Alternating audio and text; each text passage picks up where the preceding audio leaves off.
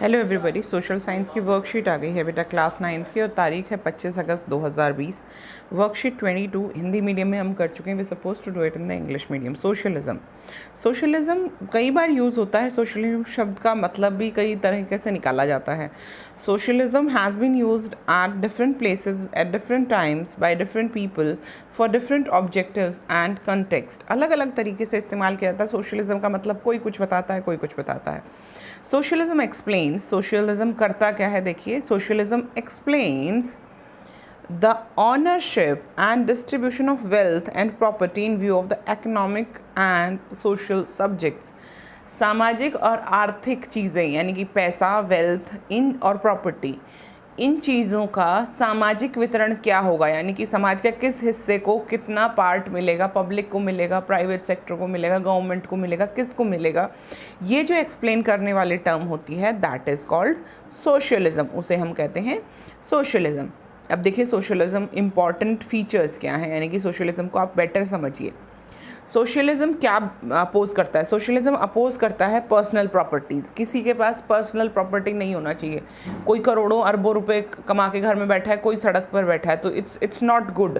तो personal property के right को ख़त्म करता है, अपोज करता है। It is against capitalism. Obviously socialism पूंजीवाद के खिलाफ है। आप इकट्ठे एक आदमी बहुत सारा पैसा कमाए, सारे राइट्स उसके पास रहें, बहुत सारी फैक्ट्रियाँ, बहुत सारी प्रॉपर्टी उसके नाम रहे, इसके अगेंस्ट है।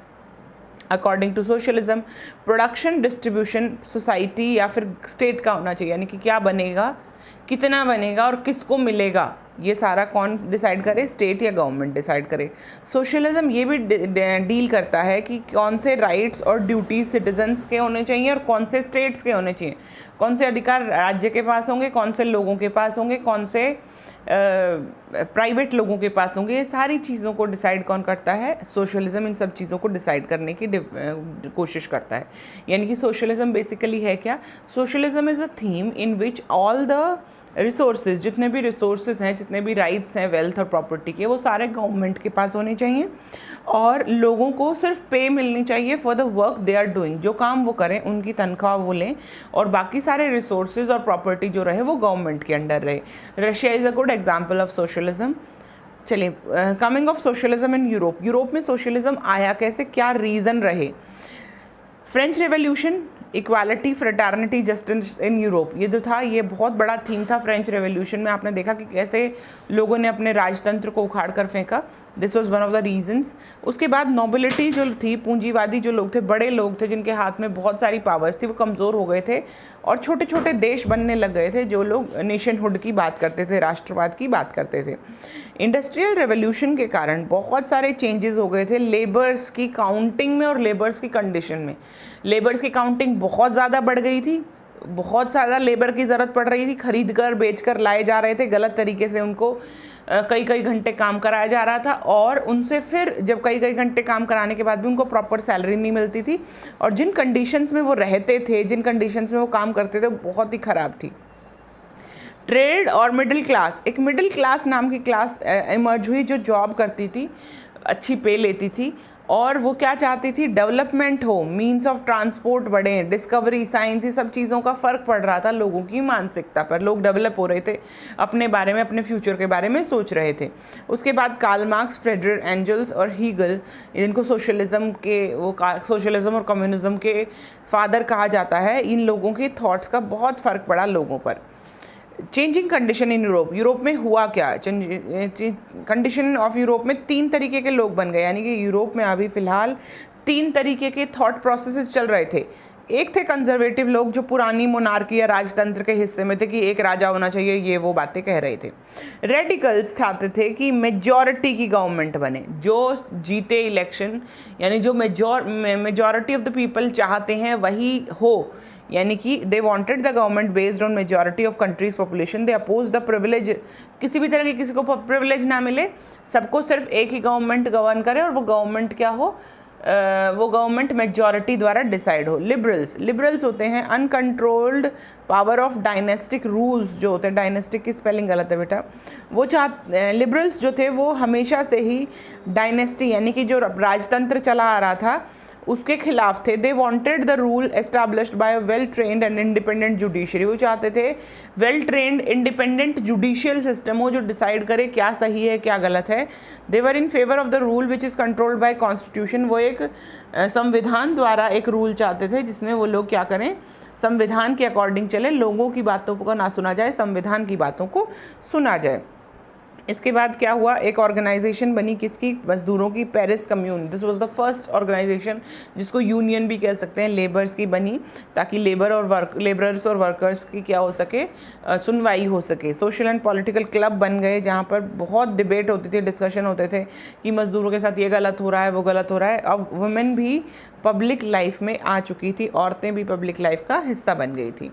विच issues are discussed in socialism, these 4 issues are discussed in socialism. We suppose to write, ये सारा लिखेंगे आप, ये भी और ये भी।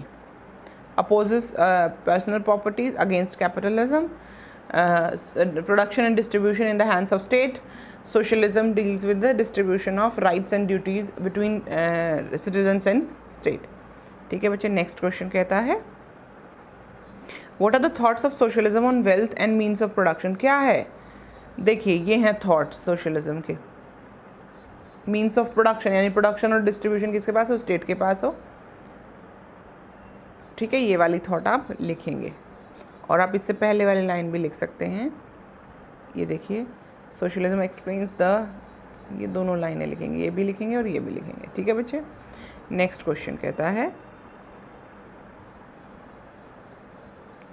विच circumstances spread the pro socialism thoughts in Europe. किसकी वजह से हुआ प्रो सोशलिज्म थॉट्स, ये 5 कारण थे बेटा। 1, French revolution, weakening of nobility, industrial revolution के कारण लेबरर्स की काउंटिंग बढ़ना, उनकी स्थिति खराब होना, मिडिल क्लास का राइज, और सोशलिस्ट जैसे कि कार्ल मार्क्स, हीगल वगैरह की बातें। नेक्स्ट क्वेश्चन कहता है how were radicals and liberals different in thoughts. आप तीनों ही लिख देना, रेडिकल्स भी लिख देना, कंजर्वेटिव भी लिख देना और लिबरल्स भी लिख देना, ताकि आपके पास क्लियर रहे कि तीनों अलग अलग सोच के थे और क्या सोचते थे। ठीक है बच्चे, what were the reason of class struggle between labourers and capitalist according to you, write briefly. क्या हो सकता है, देखो बच्चे, पूंजीवादी लोग, कैपिटल वाले लोग क्या थे, अमीर होते जा रहे थे और गरीब लोग गरीब होते जा रहे थे। क्लास स्ट्रगल होना ही था। आपके पास करोड़ों लोग हैं जो सिर्फ रोज़ी रोटी कमा रहे हैं और गरीबी में रह रहे हैं, और कुछ लोग हैं, सिर्फ मुट्ठी भर लोग हैं जिनके पास करोड़ों रुपया है और वो आराम से अपनी ज़िंदगी गुजार रहे हैं। तो इस बारे में आप लिख सकते हैं 2 लाइनें। I will just make you right.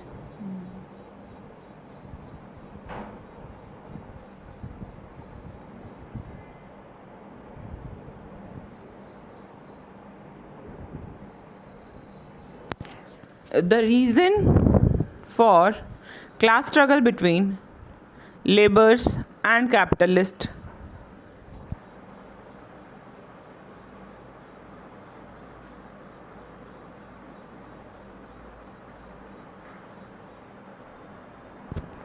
they were simple and obvious reasons. We are born in a democracy and lives a republic way, so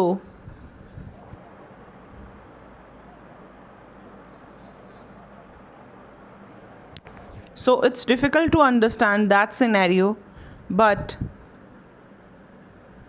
we can easily predict that.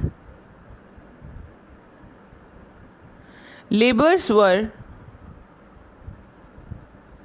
very poor and they did not have even the basic civic amenities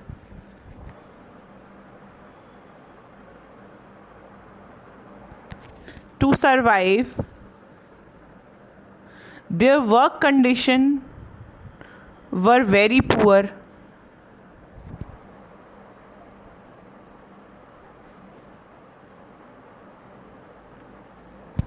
Their work conditions were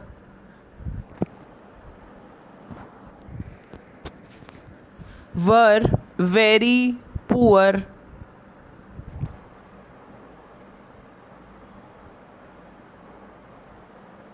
They did not have any right or union talking about their working hours or fixed salary.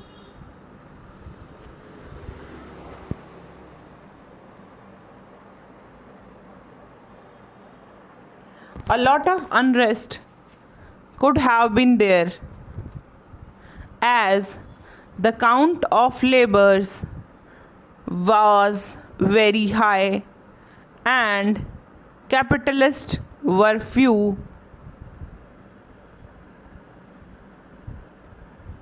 The union of laborers must have started asking for their rights and proper pay and proper working conditions along with fixed hours of working.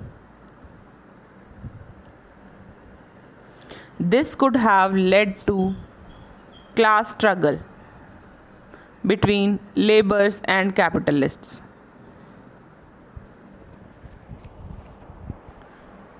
ठीक है बच्चे, ये सारी चीज़ें आप लिख सकते हैं। हमने बहुत अच्छी तरह, ये क्या है, डिवोर्स कहाँ से आ गया?